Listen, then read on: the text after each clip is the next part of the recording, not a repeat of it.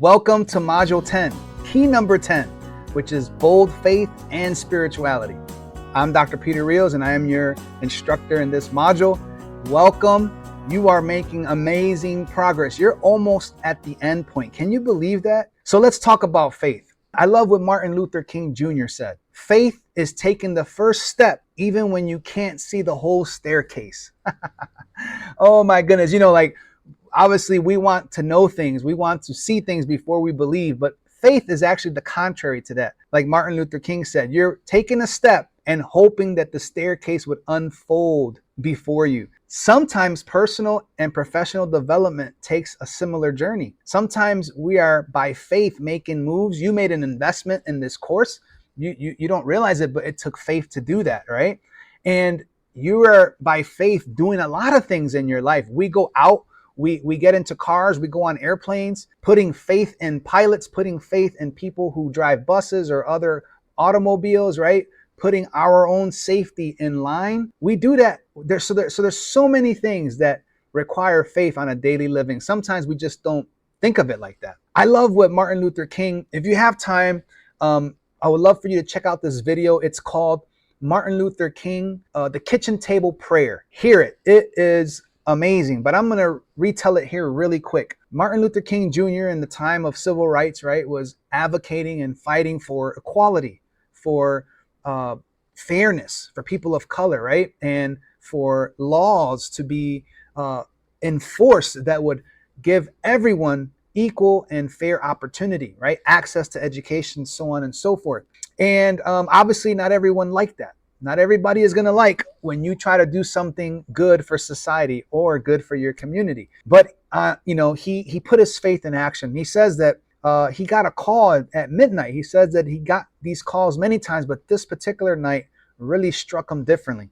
It was a death threat. They called him. They said that if you and your family are not out of your house and of this community in 3 days, we're gonna blow up your house. Now, I don't know about you, but I would have been hysterical. I would have woken up my spouse. I would have, we gotta go, we gotta run. But he said that he went to the kitchen to make some coffee, and he started to think about his wife and his kids, the daughter they just had, and the work that he was doing. He said, God, I think I'm doing the right thing. I think that this is a good fight, a good cause. But there are people who don't understand. He says that he went and he made the coffee, and he started to think, Martin Luther King had a PhD in theology from Boston University. His father was a minister. A lot of people don't know this about Martin Luther King. He was a civil rights leader, but he was also a pastor. And he just began to think about how his father raised him. But he said, I couldn't call my father. He was too far away. He said, I couldn't call my mother. She was too far away. In other words, he couldn't call anybody. He didn't want to wake up his wife at that time and tell her this crazy, horrible news, because it would affect her. It would affect them. He said that he kneeled down and he began to pray to God. Now, up to this point, you're probably like, oh man, this module is going to be a little spooky. Just hear it out. Go through it. If it works for you, great. Maximize it. If it doesn't, it's okay. But I definitely, I have to say that I'm here today, and I've had the level of success, and I'm going everywhere all over the globe because of faith. So I have to share that with you, right? And so Martin Luther King is a good example for us. He said that he kneeled down and started to pray to God, and he asked God for help. He started to say that, and pray fervently that, this is a good cause and help me. And he said that he heard, or he felt God respond, right? Again, this may be spooky to you. Hopefully it's not, but he heard, and he didn't hear audible voice, but he heard it in his spirit. And that's one of the things we want to talk about in this class, that we are spiritual beings, right? And one of the outcomes of this course is that you would be spiritually developed, right? So just give it a try. If it doesn't work, it's okay. But I think it's going to work. He said that he started to, to think about where he was at and what he did and who he couldn't call, and that God was telling him to stand up for righteousness, to stand up for justice, to stand up for equality and fairness, and to do the right thing, that God was with him. Man, can you believe that? That is powerful. He went on to continue to fight the good fight. Now, obviously, Martin Luther King was martyred eventually, trying to do what was right for society so that in the United States, we could have a more just society. So that's powerful. I don't know what that means to you. I don't know if you are a spiritual person, if you have any faith at all, if you are associated with a religion. In this module, there's videos that talk about world religions. We put that in there because I think it's good and it's fair that we understand, right? We're global citizens. We need to know what's out there. And, for myself, I'm a person of faith, and, I believe in Jesus. Like Martin Luther King, I believe in God. But you have to find your way, right? And just like I found my way, just like people have found their ways, you have to find your way and work with what works for you. And so I could tell you quickly about my own faith journey, right? My grandmother Lourdes raised me. She raised me in a very strict household. When I say strict, I mean that there were a lot of things that we could not do as children because she felt that they were worldly. And I'm not going to go in through all of that, but just know that as I grew up, I left organized religion, right? And in that sense, it was Christianity. I left Christianity, but I never left God. I believed in God, and I believed in a higher being. I believed in spirituality.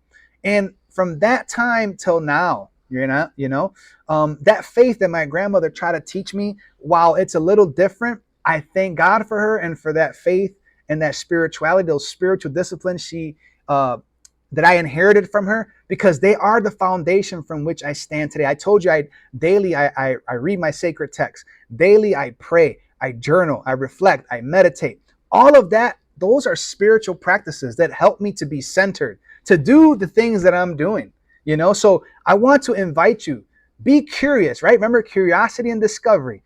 Maybe, you've had a bad time in organized religion like me. That's why I left a while back. I go now to faith communities and I congregate here and there, but my main focus is on God and understanding that I am a spiritual being and that I need that connection with the higher power, right? And so, my own faith journey has been one of an evolution. My theology has evolved, right? My approach to God has evolved, and so what happens when you do that? Well, you begin to grow. You begin to ask new questions, to see the world differently. And in my case, hopefully it will be yours too, you begin to love yourself more and then love others more. And I think that is one of the main blessings of being a spiritual person, of having faith. So let me define quickly, what is spirituality? Spirituality is a deeply personal and somewhat subjective aspect of human existence that relates to our search for purpose, meaning, and connection with something greater than ourselves. Developing faith and spirituality is a journey that can significantly enhance personal development, academic performance, professional training, and organizational productivity. Let me just, as a side note, you probably don't know this, but there are scholars, right? People with PhDs and very smart and this and that do research on organizational spirituality. That's actually a field of study now. Can you believe that? You probably don't know that, but there is, or maybe you do. Cool. But there is a field of organizational spirituality. There are businesses that are allowing their employees to now have space to bring their whole selves to work. To, if they want to pray, Muslims pray 3-4 times a day, I think. But at work, they get to go, have there's time to pray. In hospitals, you can go to the chapel. I mean, there's different sacred spaces. My point is, there's people doing research and writing on how it helps people with well-being, and it actually helps the organization to thrive. Can you believe that? Who would have thought that spirituality would have such an impact? Quickly, here are some benefits and aspects of developing your faith and spirituality. Number one, we talked about this in a previous module. It will help you enhance self-awareness. Spirituality encourages individuals to delve deeper into their inner selves, promoting a greater understanding of personal values, beliefs, and purposes. Second, it helps you to reduce stress. Yes, isn't that awesome? Right? So meditating, prayer, reading sacred texts, mindfulness, all of this helps you to reduce stress. I love what Maya J. Sati says: quiet the mind and the soul will speak. I think that's what happened with Dr. Martin Luther King Jr. He quieted the mind. He went to prayer in the kitchen and his soul began to speak to him.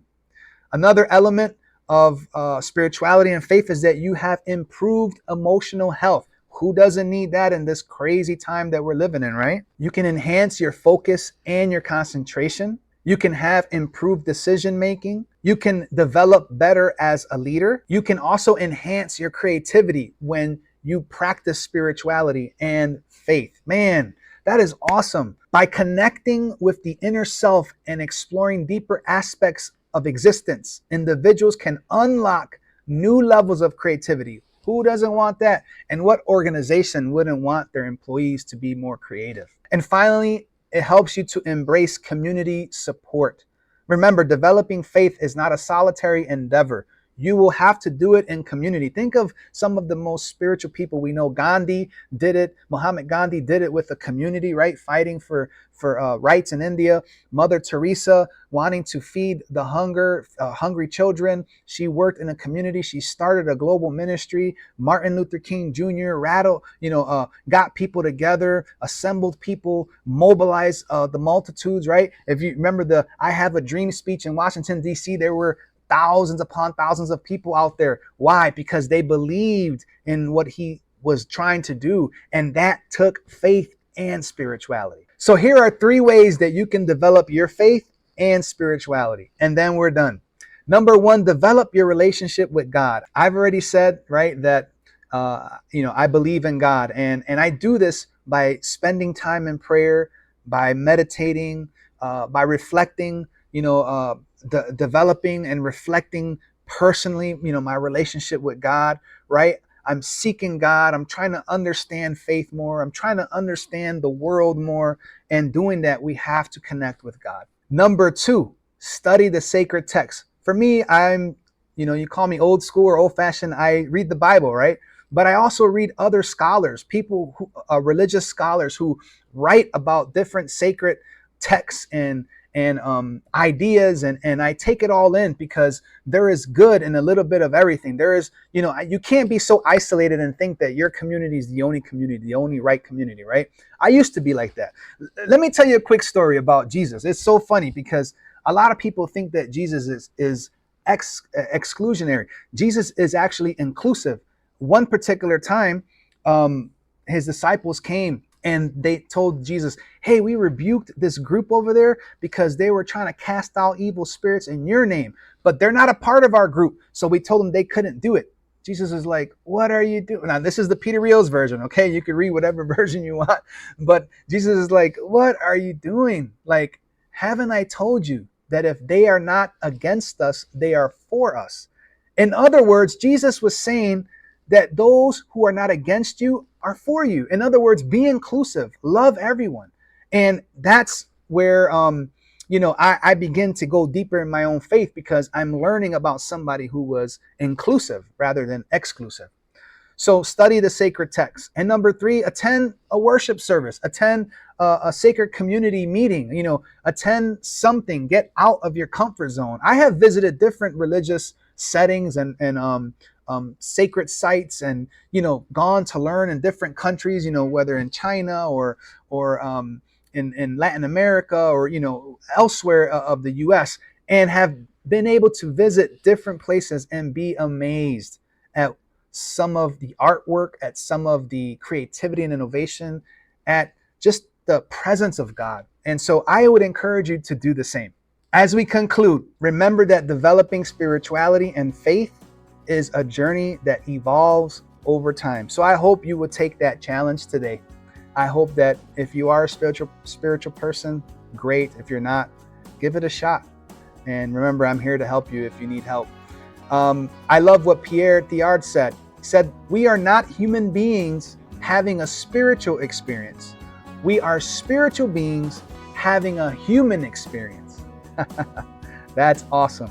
You are a spiritual being having a human experience. Hey, we're done for this module. Remember to go to the MAP, to your MAP, Master Action Plan, and I will see you in the next module.